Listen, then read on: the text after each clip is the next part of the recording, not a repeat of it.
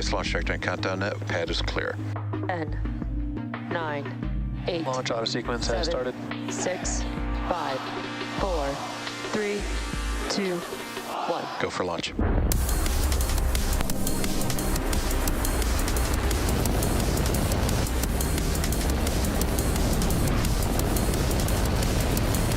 Vehicle is supersonic.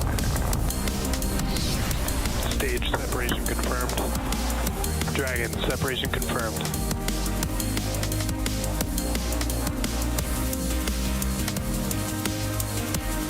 Stage 1 is transonic. Landing legs have deployed. And Falcon 9 has landed. You are looking at a live view of the Falcon 9 set to lift off at 11:48 p.m. Pacific time from Space Launch Complex 4 East at Vandenberg Space Force Base. Hello, everyone, and thank you for tuning in. I'm Jesse Anderson. I'm joining you from SpaceX headquarters in Hawthorne, California, just a few hours south of our launch site.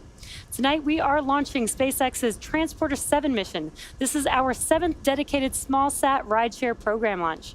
This mission will mark our 24th launch for this year and 224th mission of all time. Now on this flight are 51 spacecraft, including CubeSats, microsats, hosted payloads, and orbital transfer vehicles carrying spacecraft to be deployed at a later time.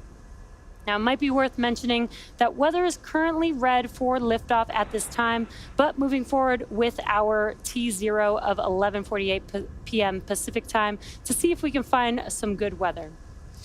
Now, there will be a total of 36 deployments made between 2 deployment sequences. The first deployment sequence will begin around the T+1 hour mark and will last for approximately 20 minutes. We are expecting to lose ground station coverage partway through the first deployment sequence, so only some of our deployments will be visible today. However, when we gain coverage or ground station coverage, we do expect to have telemetry and hear audio confirmation over the nets. The second and last deployment will happen at the T+2 hour and 35 minute mark after additional second stage burns. And speaking of payloads, on board the Falcon 9 today, we have a main payload located at the top of the stack for our customer, Tubitak Uzay. The Imedja spacecraft is the 4th satellite manufactured by Tubitak Uzay, which is the space branch for the Scientific and Technological Research Council of Turkey.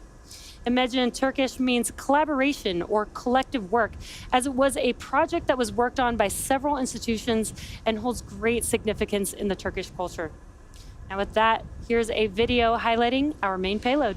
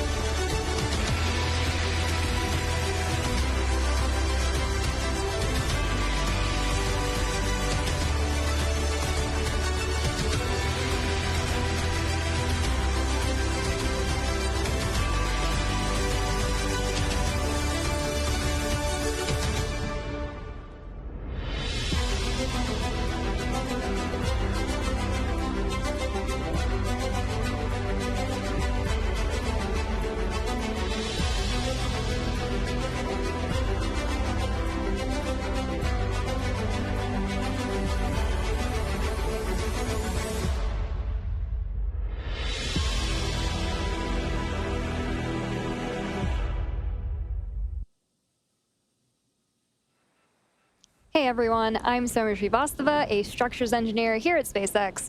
On your screen is a live view of the Falcon 9, which is a reusable two-stage rocket, which rolled out to the pad and went vertical early this morning. Falcon 9 is kind of like two rockets in one, with the first stage and the second stage stacked on top of one another. A rocket can be defined as the engine, or the M1D rocket engine, or the vehicle which is propelled by the engine, in this case, the Falcon 9 rocket. For a sense of scale, the two-stage Falcon 9 stands about 70 meters tall, which is slightly taller than a 21-story building. What you're seeing on your screen are the four main parts that make up the rocket: the first and second stages, the black composite inner stage, which connects those two, and the payload fairing at the very top. Speaking of the fairing, the 51 spacecraft on board the second stage today are safely enclosed inside the large pointed structure at the very top of the rocket, which is the payload fairing. It's job to protect them until the vehicle is outside of the Earth's atmosphere, at which point the two fairing halves separate to expose them to the vacuum of space. Right below the fairing, we have our second stage, which houses our single Merlin vacuum engine, or the MVAC engine, which will propel our payloads to their eventual destination in space. On today's mission, you might notice something a bit different, which is that we are flying with a shorter nozzle extension attached to our MVAC engine. Going forward, our teams plan to use this shorter nozzle when we don't need as much performance to get the payload to its final destination. Stage 1, RP1 load complete. But don't worry, the larger nozzles are not going away forever, and we still plan to fly the full-sized MVAC nozzles on missions that require a more significant amount of thrust from stage 2, or ones that contain a heavier payload.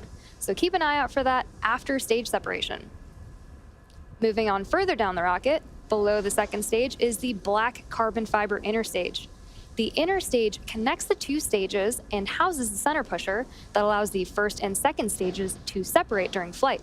It also houses the MVAC nozzle, which I was just talking about. And below that, we have the first stage, which we usually refer to as the booster.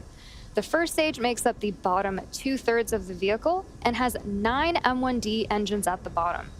Those 9 Merlin engines do the bulk of the work to get Falcon 9 off the ground and up to the thinner parts of the Earth's atmosphere. Stage 1 is the primary part of Falcon 9 that we recover, refurbish, and reuse for multiple flights, which allows us to bring down the cost of regularly launching rockets. At around 2.5 minutes into flight, the first stage will separate and make its way back to Earth to attempt a land landing at landing zone 4, which isn't too far from the launch pad. For those of you who are keeping track. Thanks, President, for strong back recheck. For those of you who are keeping track, today's mission marks the 10th flight for this particular booster, which has previously supported the Sentinel-6 Michael Freilich mission, DART, and 7 Starlink missions. For today's mission, unlike typical Falcon 9 missions, we'll be performing a single engine entry burn and a 3-engine landing burn on the first stage after stage separation. This is due to the change of second stage engine performance with the shorter nozzle. So switching up the number of engines we light up during these 2 milestones on the booster during descent will allow us to more efficiently land on LZ-4. We've previously performed similar types of burns, most commonly on the Falcon Heavy side boosters. This will, however, be the first Falcon 9 first stage to perform these burns with this changed engine configuration to land back on land. It's also worth noting that we are predicting slightly higher winds during our landing attempt, but hopefully the weather will cooperate with us. So be sure to keep an eye out during both entry and landing burn to see if you can see the difference based on how many engines are lit up.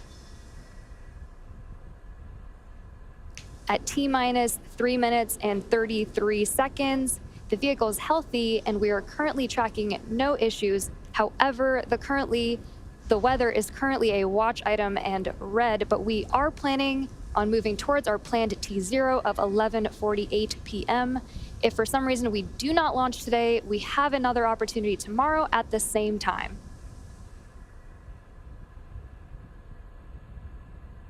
Stage 1 lock load complete.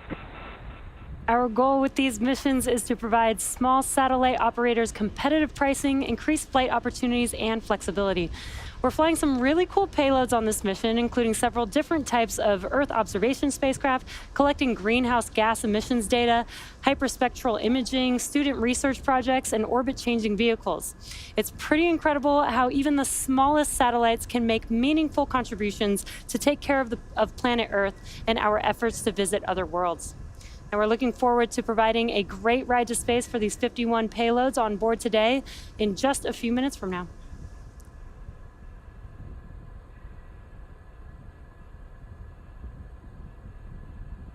Now, at this point, we have completed LOX loading on the first stage.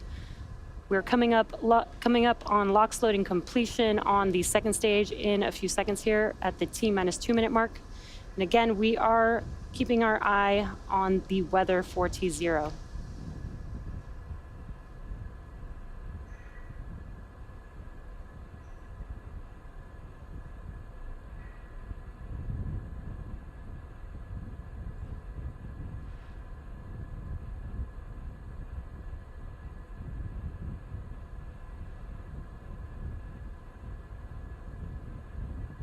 Stage 2, LOX load complete.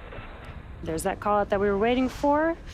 Liquid oxygen loading is now complete on the second stage. That means that Falcon 9 is now fully loaded with 1 million pounds of fuel and kerosene and liquid oxygen. And now we are clearing out the liquid oxygen line on the transport erector, and that is why you see those white clouds that are taking over your screen there right now. And there you can see a better view of the venting. Next up will be Falcon 9 in startup. That's when the internal flight computers will take over the launch countdown. And that is at the T-1 minute mark. Falcon 9 is in startup. Good call out. Now we're just waiting for the final call from the launch director.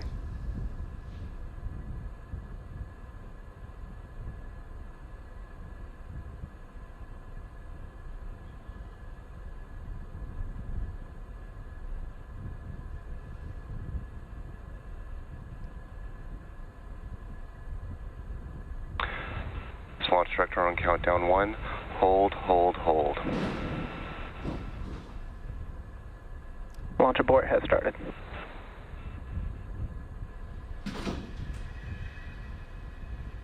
Now, as you just heard the launch director, we have had a hold on the countdown.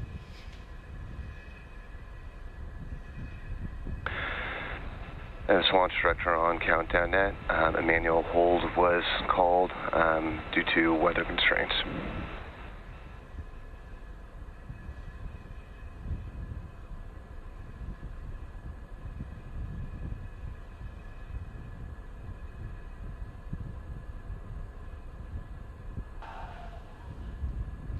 Now, as you heard on the nets, the launch director did call a hold on the countdown today, and that was due to weather.